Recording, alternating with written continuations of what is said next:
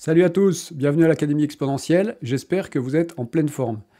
Alors aujourd'hui, je vous ai convié pour une petite vidéo de mathématiques dans laquelle nous allons nous efforcer de déterminer les paramètres d'une fonction, sachant qu'elle a une limite finie en plus l'infini. Alors si ça vous intéresse, si ça vous intrigue, eh bien installez-vous, on va regarder ça tout de suite. Et juste avant, eh bien comme d'habitude, mettez-moi des pouces en l'air et abonnez-vous à la chaîne. Ça m'aide à la faire connaître, ça m'aide à la faire grandir, ça récompense mon travail et ça me fait très plaisir. Donc merci à vous de le faire et à tout de suite sur notre tableau. Alors on a donc deux paramètres réels a et b, et puis pour x suffisamment grand, alors en l'occurrence x supérieur à moins b pour que la deuxième racine carrée soit définie, on définit f de x par racine carrée de x cube plus 2x carré plus 3 moins ax facteur de racine de x plus b. Et on nous dit qu'on sait que la fonction f a une limite finie en plus l'infini. On ne précise pas quelle est cette limite finie, mais en tout cas, on sait qu'il y a une limite finie. Et on nous demande de déterminer à partir de cette information les valeurs de a et b. Je ne sais pas ce que vous en pensez. Moi, je vois principalement deux choses possibles ici. Une chose qui vient à l'esprit tout de suite, c'est qu'on va pouvoir faire un développement limité. Alors comment est-ce qu'on va faire un développement limité?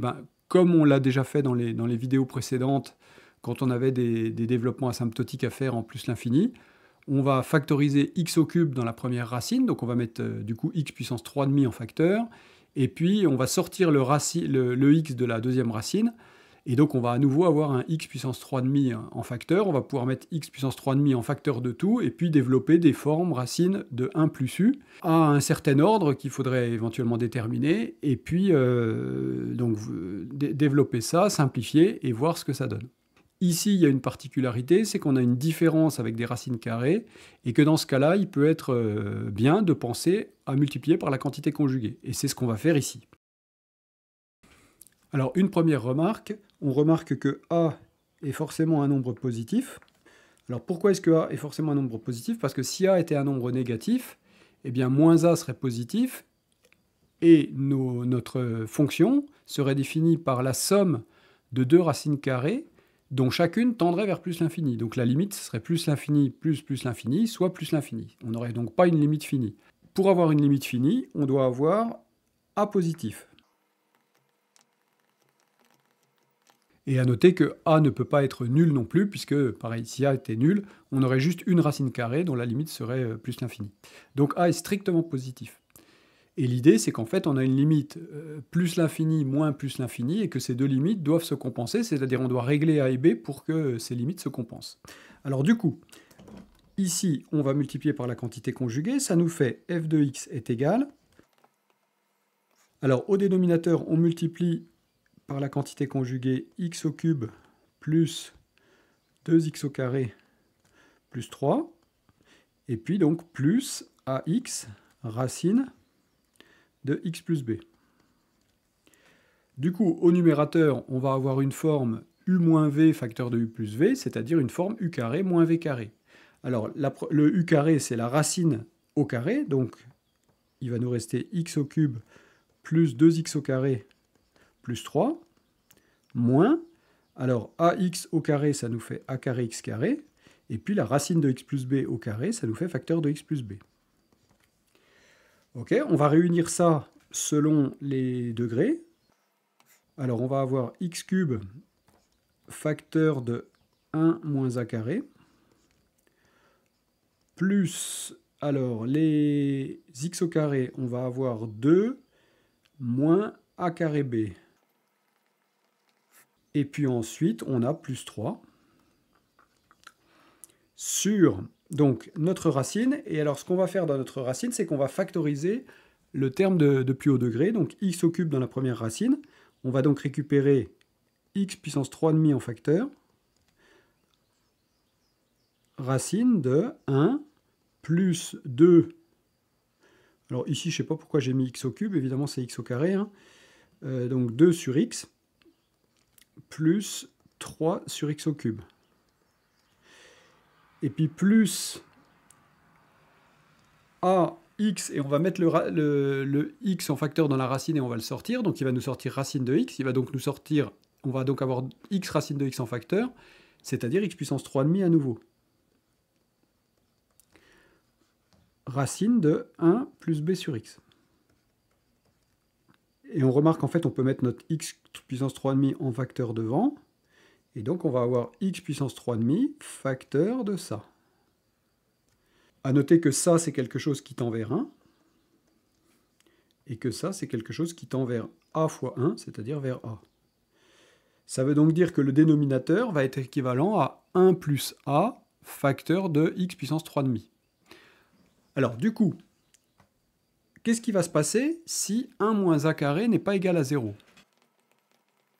F de x va être équivalente en plus l'infini à x au cube facteur de 1 moins a carré sur x puissance 3,5 facteur de 1 plus a. Ce qui peut en fait se simplifier par 1 moins a facteur de x puissance 3,5.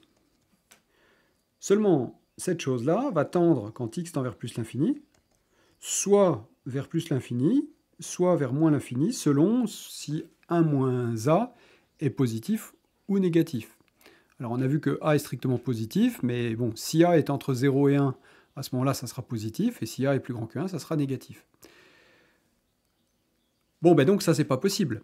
Si 1 moins a est non nul, ça voudra dire que la limite est plus ou moins l'infini, donc ça ne sera pas une limite finie. Alors donc, je fais un peu de place, et on en déduit, donc, 1 moins a carré est égal à 0, ça implique que a carré est égal à 1, et ça implique que, alors a priori, ça impliquerait que a est égal à plus ou moins 1, mais comme on a vu que a est strictement positif, ben ça implique que a est égal à 1. Alors on réécrit f de x connaissant la valeur de a. Donc, au numérateur, il n'y a plus de x cube. Le x au carré va être cette fois facteur de 2 moins b, puisque a carré vaut 1, plus 3. Et puis, au dénominateur, x puissance 3,5, facteur de... Alors, la première racine n'a pas changé. Racine de 1 plus 2 sur x, plus 3 sur x au cube, plus le a vaut 1, et il nous reste donc juste racine de 1 plus b sur x. Même chose que tout à l'heure, qu'est-ce qui se passe si 2 moins b n'est pas nul? Alors, si 2 moins b est différent de 0, ça voudra dire que f de x va être équivalent en plus l'infini à x carré facteur de 2 moins b sur x puissance 3,5. Et puis la somme des deux racines, bah, chacune des deux racines tend vers 1, donc est équivalente à 1, et la somme va donc être équivalente à 2. Donc fois 2, ce qui nous fait égal, on pourrait simplifier en mettant 1 moins b sur 2,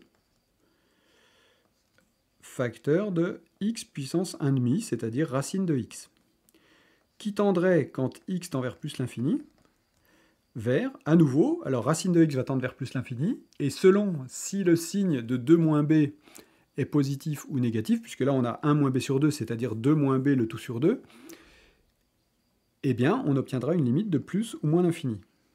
Et ça, à nouveau, ça n'est pas possible, puisqu'on nous dit que notre fonction a une limite finie en plus l'infini. Et donc, bah, si c'est pas possible, ça veut dire que, alors je refais un peu de place, ça veut dire que 2 moins b est égal à 0. Ça nous dit donc que b est égal à 2.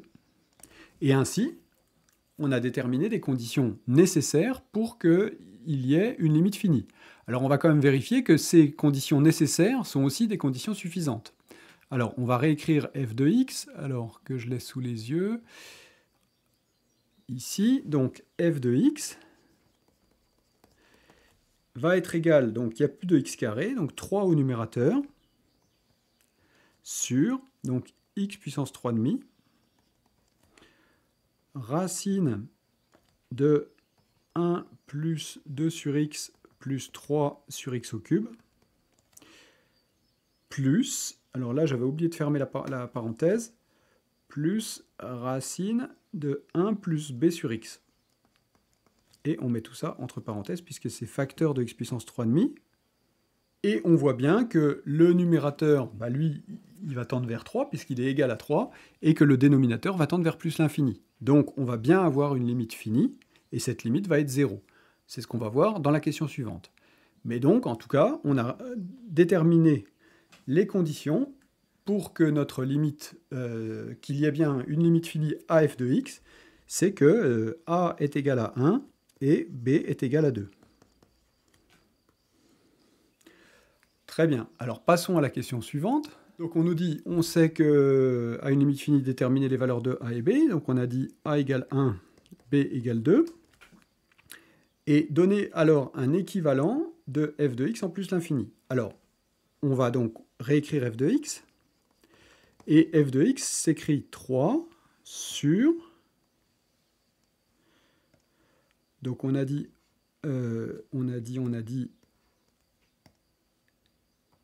x puissance 3,5 facteur de racine de 1 plus 2 sur x plus 3 sur x au cube plus racine de 1 plus b sur x. Alors oui, b sur x, j'ai oublié de le remplacer, donc on a dit b égale 2, donc 1 plus 2 sur x. D'ailleurs, j'avais dû oublier de le remplacer dans la question précédente, hein, ici évidemment, c'était un 2.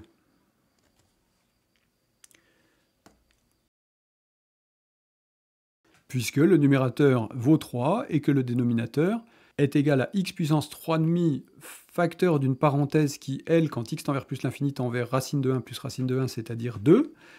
Et donc, notre limite est bien 0. Alors, quel va être l'équivalent de notre fonction en plus l'infini? Ça tend vers 1. Ça tend vers 1. Bon, bah du coup, ça veut dire que le numérateur va être équivalent à 2x puissance 3,5. Et donc, l'équivalent de f de x est équivalent, quand x tend vers plus l'infini, à 3 sur 2x puissance 3,5. Alors, je vais quand même faire la preuve de ce résultat pour ne pas juste l'affirmer comme ça. Alors, qu'est-ce qu'on fait quand on veut prouver qu'on a un équivalent? Ben, on fait le quotient. Donc, on fait f de x sur 3 sur 2x puissance 3,5. C'est égal à, alors quand on divise un nombre par une fraction, on multiplie par l'inverse de la fraction, donc ça nous fait f de x fois 2x puissance 3,5 sur 3. On remplace f de x par son expression, ça nous fait donc 3 fois 2x puissance 3,5 au numérateur sur 3x puissance 3,5 facteur de racine de 1 plus 2 sur x plus 3 sur x au cube plus racine de 1 plus 2 sur x. On voit que les 3 vont se simplifier, que les x puissance 3,5 vont se simplifier. On voit que la première racine carrée, donc comme on l'a déjà dit, tend, quand x tend vers plus l'infini, vers racine de 1, c'est-à-dire vers 1, et que la deuxième racine tend, pareil, quand x tend vers plus l'infini, vers racine de 1 aussi, c'est-à-dire vers 1. Et donc le dénominateur tend vers 2, donc ça tend, quand x tend vers plus l'infini, vers 2 sur 2, c'est-à-dire vers 1. Et quand un quotient tend vers 1, donc un quotient f sur g en plus l'infini par exemple tend vers 1, ça prouve bien que f de x est équivalent en plus l'infini à g de x. Et donc on a bien... Alors voilà pour ce petit exercice que je voulais vous présenter, qui n'est pas excessivement difficile, mais que je trouve intéressant parce que on sait qu'une fonction a une limite finie, mais on ne sait pas du tout laquelle, et ça nous permet de déterminer les paramètres de la fonction, ce qui est un peu l'inverse de ce qu'on fait d'habitude, où on nous donne une fonction et on nous demande de déterminer sa limite. Donc j'ai trouvé cet exercice intéressant quand je l'ai découvert cette semaine, et c'est pour ça que j'ai eu envie de vous le partager. Voilà, alors je vous remercie beaucoup de m'avoir suivi jusque-là, et puis nous allons, comme d'habitude, nous quitter sur une image que j'ai prise il y a peu. Il s'agit d'un essaim qui s'est perché dans les branches du noisetier de ma voisine, et que je suis allé récolter, et je vous laisse avec les images des abeilles qui rentrent tranquillement dans leur nouvelle ruche, avant la semaine prochaine de vous montrer des images de cette ruche en action. Voilà, eh bien bonne semaine à tous, portez-vous bien, prenez soin de vous, et à bientôt. Salut!